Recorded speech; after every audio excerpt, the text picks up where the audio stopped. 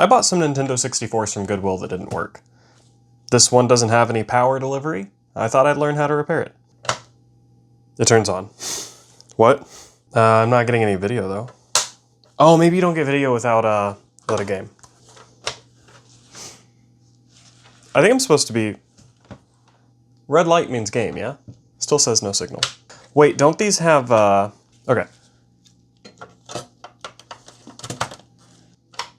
Am I wrong?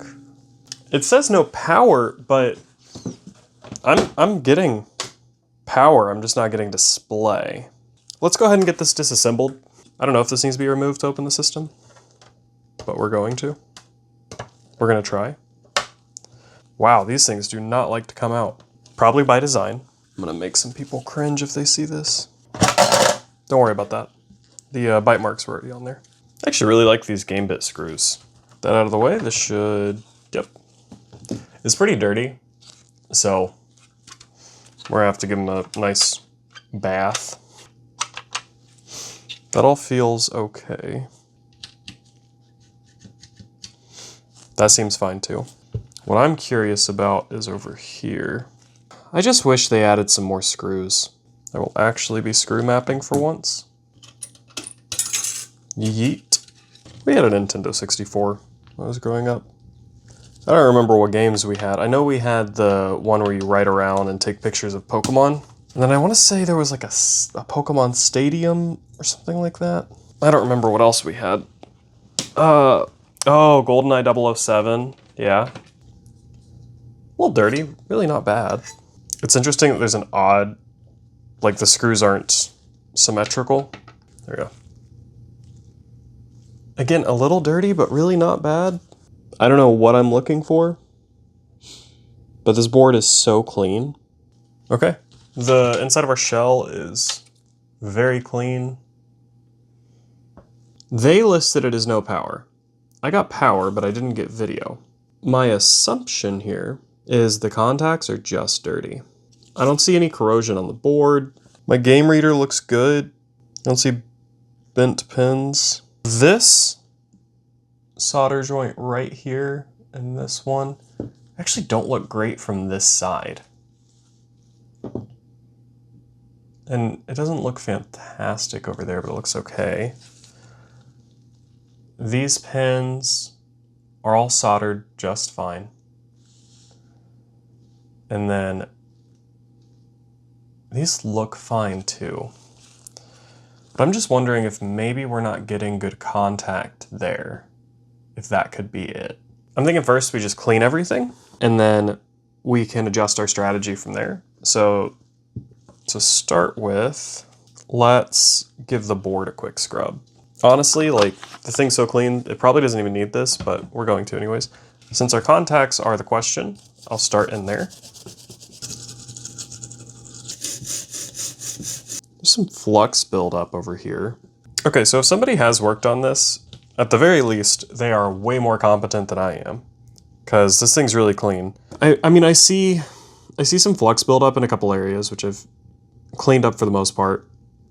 And then I see some areas where maybe there's not as much solder as there could be, but I think it's just a product of the time. I do see a lot of unoccupied capacitors. So if we come in here nice and close, we can see that C173, C179, those aren't populated, C175, 176. So 172 up there. I mean, that could be causing an issue for me, but looking at them, it doesn't look like there was a capacitor that was then knocked off the board. I can't imagine somebody would take those as donors. So I don't know what issue I could be having on this side of the board. I mean, maybe there's a leg that's loose on some really tiny chip like one of these, but that just, again, doesn't seem very likely. So going back to the likely source, I'm thinking, you know, I see some gunk on his lip there. Maybe the contacts are just dirty and a little bit of deoxit would be good enough. So I'm gonna hit that with some deoxit, take the plug it in, plug it out, yada yada, blah blah blah. And we'll just kind of see if that does it. I will say more often than not, when I try to use deoxit to solve my problems, it does. So it seems reasonable to assume that's the case here. And then I'll do the same thing on the power pins. I'm gonna unplug my power source before I do that. I'm just gonna spray some contact cleaner as well. We'll give that stuff a chance to dry. And then just do another visual inspection. I mean, it's old enough. I 100% suspect I need to replace some capacitors. Whatever it is, I think it's a simple fix. I don't think it's gonna require me to swap out any of these components. Or I don't think it's gonna require me to swap out either of these ports. We'll give that a while to dry, and then we will see if it boots after that. Okay, I've let this stuff dry, but there's still one more thing I want to try before we connect it up. This is back before games had home screens, so I wouldn't be surprised to learn that it's just not reading a game, because I don't think I'd know if it wasn't. The significant liquid damage that was on this screw has me pretty worried. The game itself looks okay. Yeah, it looks fine. I mean, the pins don't look great. We'll give all this a clean since we're in here anyways. But most importantly, I want to make sure that these pins are clean and working.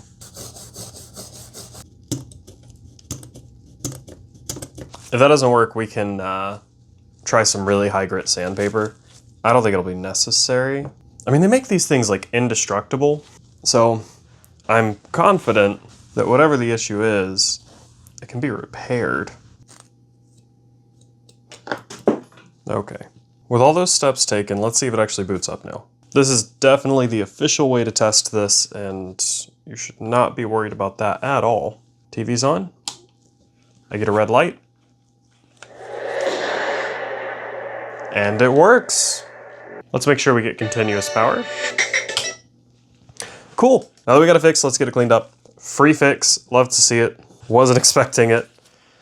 It's a nice console too. So what I actually think was the issue was the game reader pins. I don't think the issue was the actual ports on the board.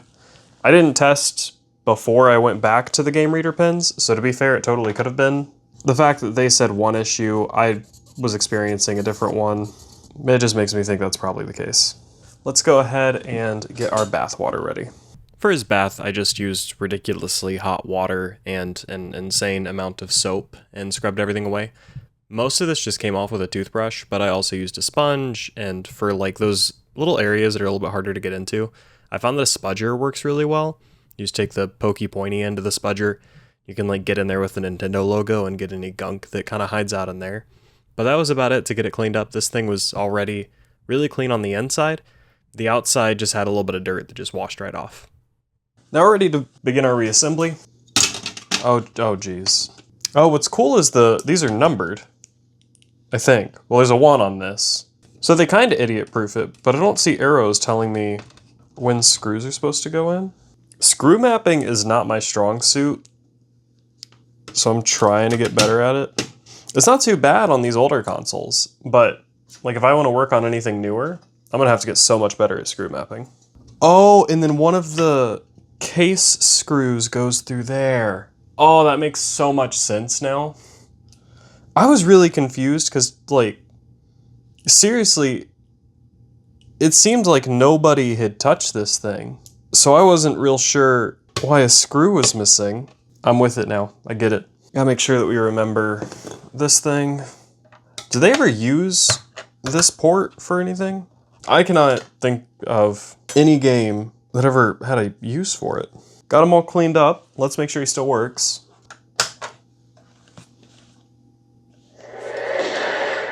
Okay, cool.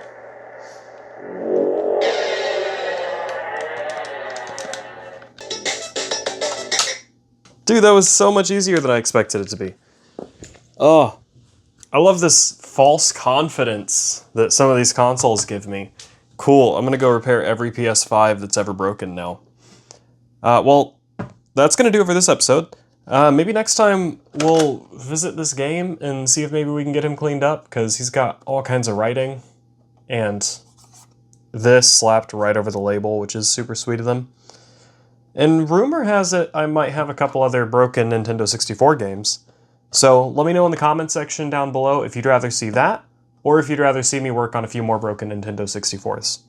Either way, that's going to do it for this video. If you enjoyed, leave a like, and if you'd like to see more content just like it, please subscribe, and I will see you guys in the next video.